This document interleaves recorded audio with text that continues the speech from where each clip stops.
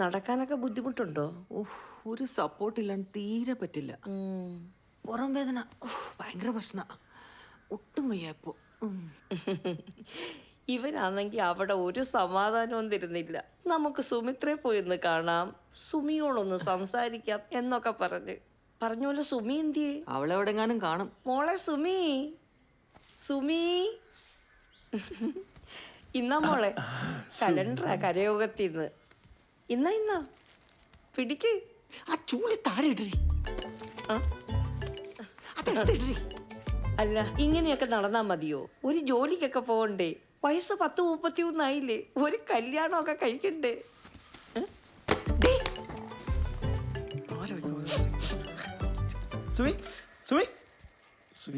നീ പോടാ. എന്താ അവക്ക് ഇത്ര ദേഷ്യം? ഒന്നും പറയണ്ട, അവളുടെ ഒരു ദേഷ്യം. കല്യാണം കഴിയുമ്പോ എല്ലാം ശരിയാവും. അവക്ക് ഇച്ചിരി അഹങ്കാരം കൂടുതലാ. സുമേഷ് മാസം മാസം കാശ് അയക്കുന്നുണ്ടാ ഇങ്ങനെയെങ്കിലും പോകുന്നത്. അവൻ അവിടുന്ന് ഒരു TV അയച്ചെന്നു.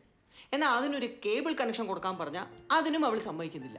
അവൾ ഇവിടെ ഇങ്ങനെ മുതുക്കിയായി പുറന്നറിഞ്ഞിരിക്കാനാ പരിപാടി. ഈ വീടിനെ പറ്റി അവൾക്ക് ഒരു വിചാരവും ഇല്ല. മാസത്ത് ജോലിക്കൊന്നും പോകാണ്ട് മടി പിടിച്ച അമ്മേനെ പ്രായം കൊണ്ട് അങ്ങ് ഇരുന്നോളൂ. അയ്യോ, അതൊക്കെ വീട് ചേച്ചി. സുമിത്രേ, എൻ്റെ അനിയനായതുകൊണ്ട് പറയല്ലേ കേട്ടോ. നല്ല ക്ഷമയുള്ള കൂട്ടത്തില്.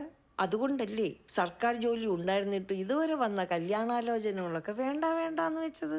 വയസ്സ് 45 കഴിഞ്ഞു, ഇപ്പോഴാ കല്യാണം കഴിക്കാൻ പൂതി. അപ്പൊ ഞാൻ പറഞ്ഞു വന്നതേ, നമ്മുടെ സുമിക്ക് 33 വയസ്സ് കഴിഞ്ഞല്ലോ.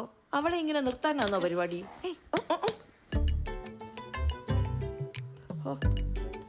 അപ്പൊ സൗകര്യം പോലെ നീ അവളെ പറഞ്ഞ് മനസ്സിലാക്ക്. അല്ല പിന്നെ ഡാ, ഇങ്ങോട്ട് വാടാ. ഈ പിശാചിനെ തന്നെ കെട്ടണം ഈ മുതുക്കന്. ഇങ്ങോട്ട് നടക്കടാ. പോട്ടെ മോളെ.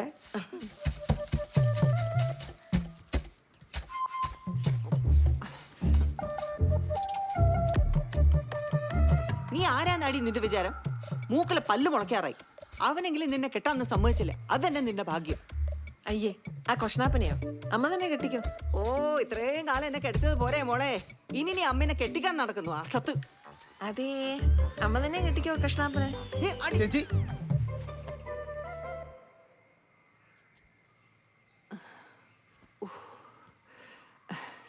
തീരെ വയ്യ മോനെ. ഞാൻ ഈ സ്വീറ്റ്സ് തരാൻ വേണ്ടി വന്നതാ.